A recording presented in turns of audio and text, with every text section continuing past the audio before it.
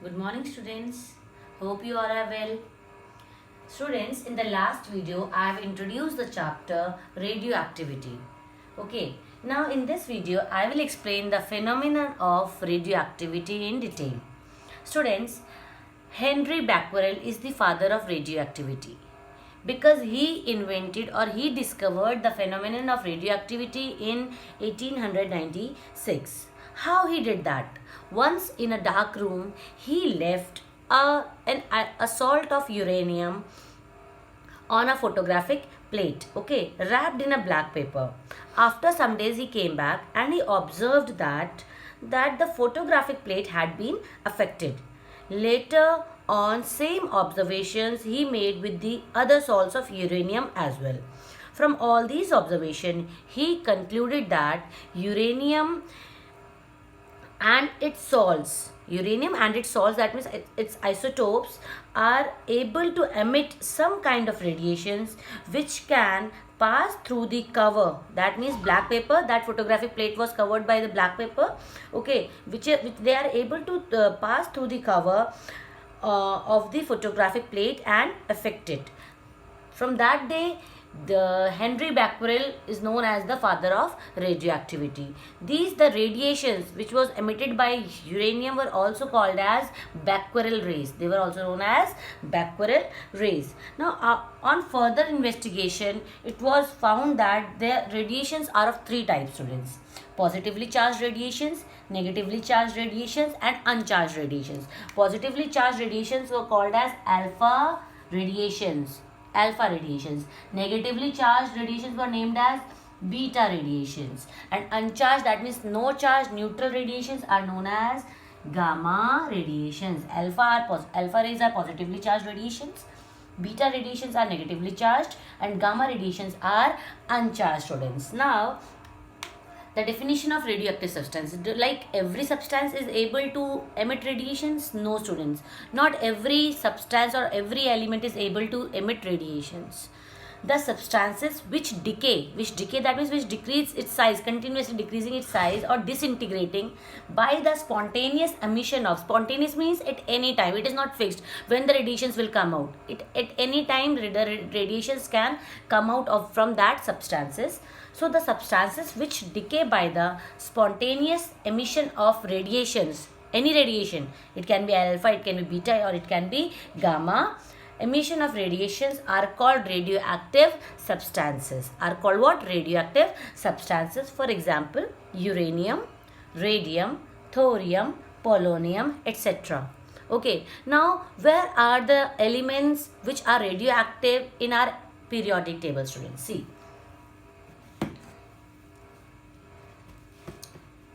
look, the elements which are having atomic number higher than 82 in our periodic table are radioactive substances.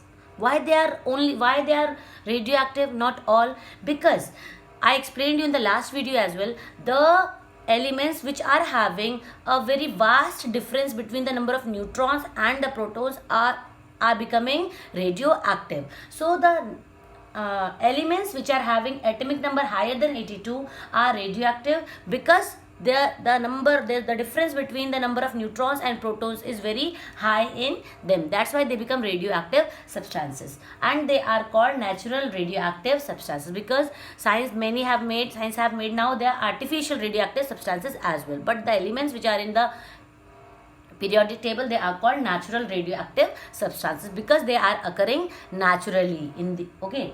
Now second point is to understand is radioactivity is a nuclear phenomena. Sometimes it comes in exam, why radioactivity is a nuclear phenomena? Explain. Why it is called a nuclear phenomena, students? It happens because it is said radioactivity is nuclear phenomena because radioactivity phenomena is totally depends on the nucleus of an atom. It does not depends on orbital electrons of the atom. Okay, whenever radiations are coming out, it is because of the neutrons and protons. When neutrons and protons are in action, they emit radiations. Radiations are not coming out because of orbital electrons. That's why radioactivity is known as a nuclear phenomena. And on radioactivity there is no effect of like any physical change, like you change the temperature of the element or you change the pressure of the element. There will be no change on the nature of the radiations emitted by the radioactive substance. Likewise, if you do any chemical change on a radioactive substance, like you do oxidation or reduction, or you can do chemical treatment, or you can do heating, freezing, there will be no effect on radiations emitted by this radioactive substances. Why? Because the physical change and chemical change, it affects the orbital electrons, not the nucleus, whereas radioactivity is a nuclear phenomena. It depends on nucleus. If nucleus is not affected, then the radiations are not affecting at all, students. Now next is radioactivity is a nuclear random phenomena. Random phenomena, that means we don't know at what time and from which atom which nucleus will emit radiations. Okay, so radioactivity is a random phenomena, because from a radioactive substances containing a very large number of atoms, there is no way to predict which nucleus of the atom will decay at any moment. Hence the radioactivity decay is a random phenomena. Okay, that means you cannot say ki which atom will which emit radiation, which nucleus from that atom, which neutron or which nucleus will emit radiation, students. Okay, now see, students,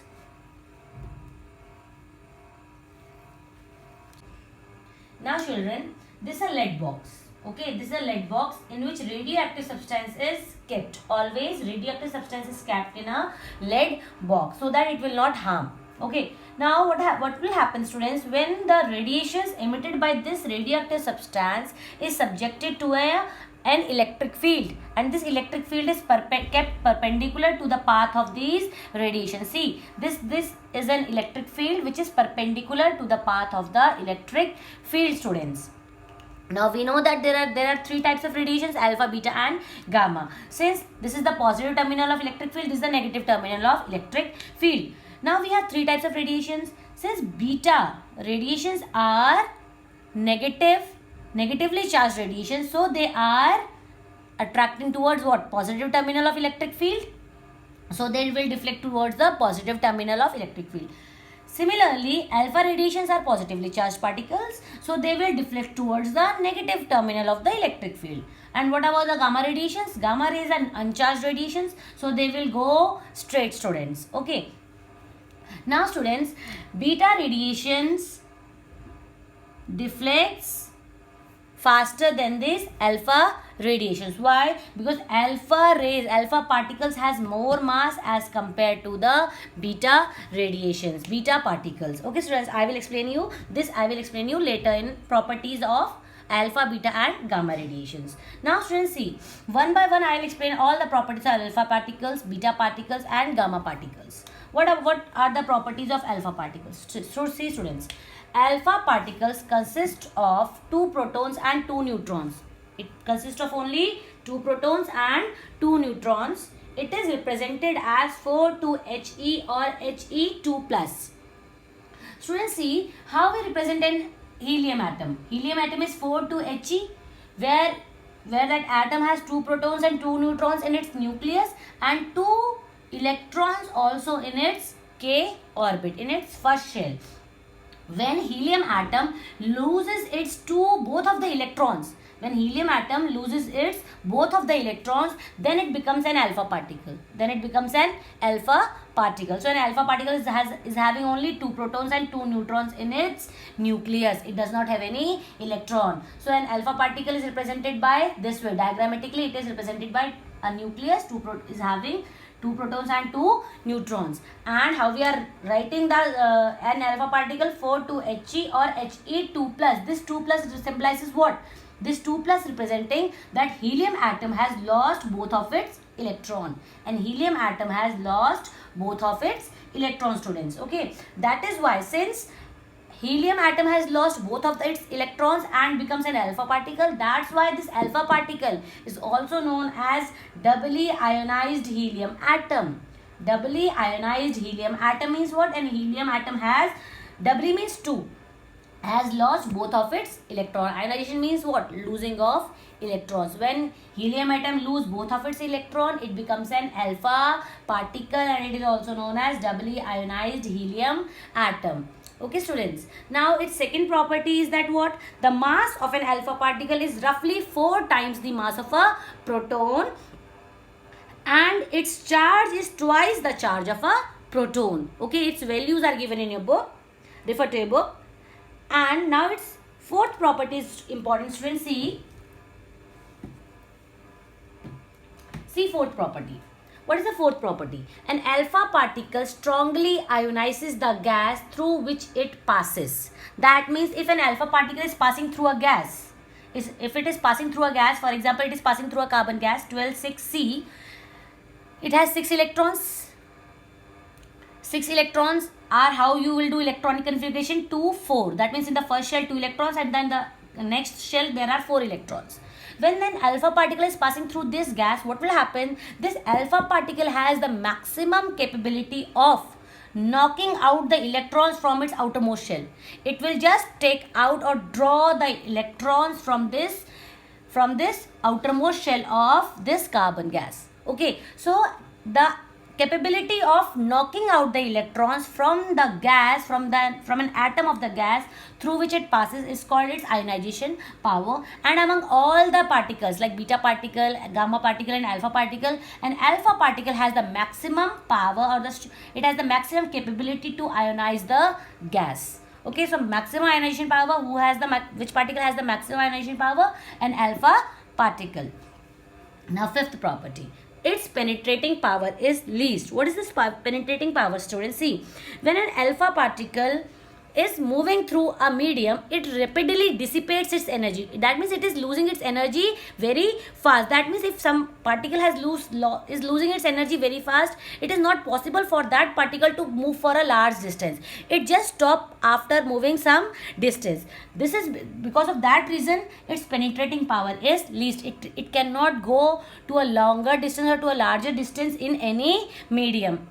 It can go only up to 3 centimeter to 8 centimeter in air. Okay, after that it will stop because it is rapidly dissipating its energy, students.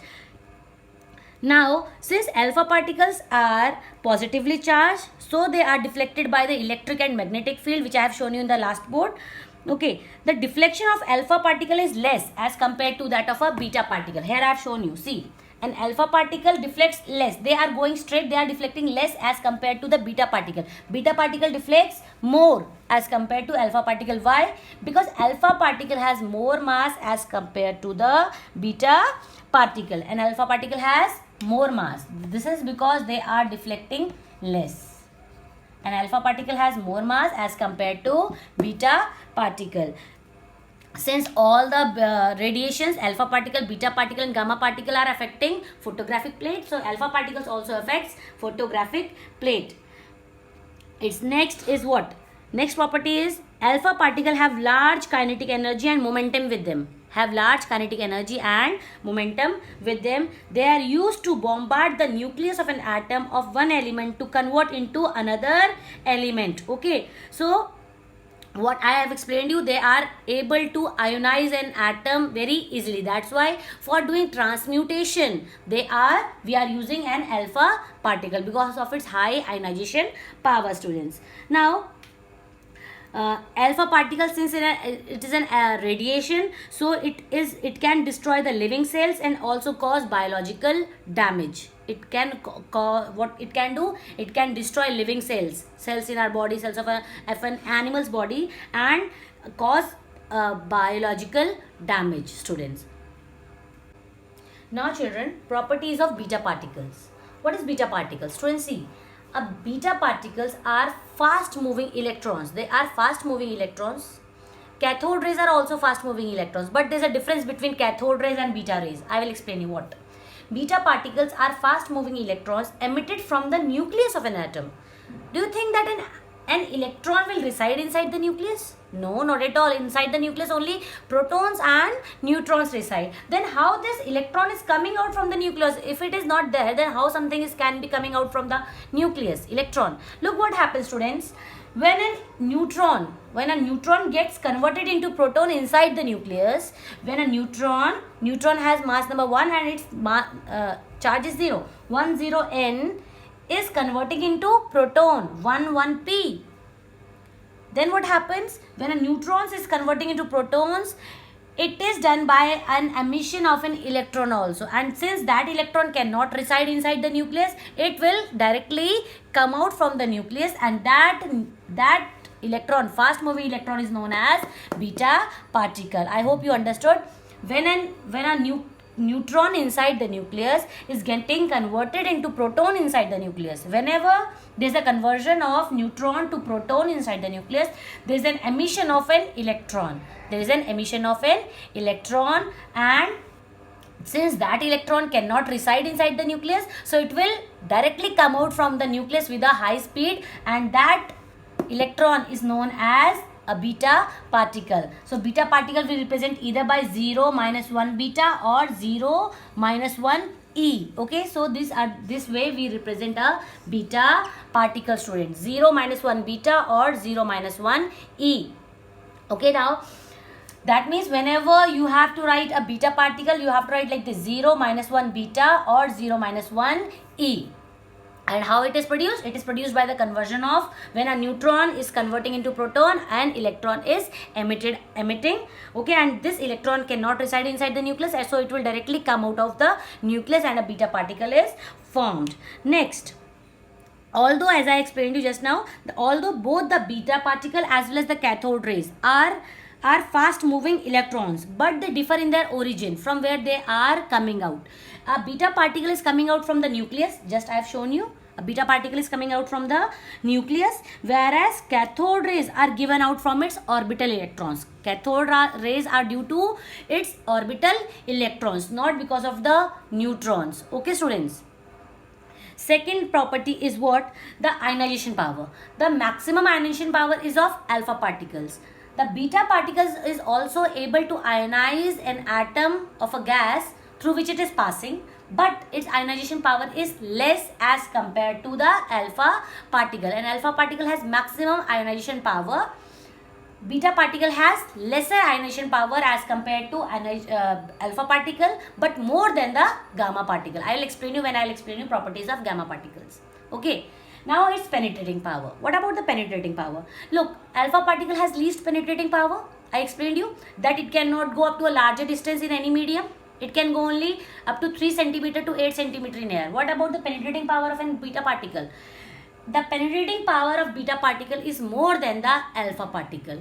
It can go up to 5 meter in air. Okay, it can penetrate to some distance in any medium. That means what? The penetrating power of beta particle is more than the alpha particle. Now, since its penetrating power is more, it can go up to a larger distance.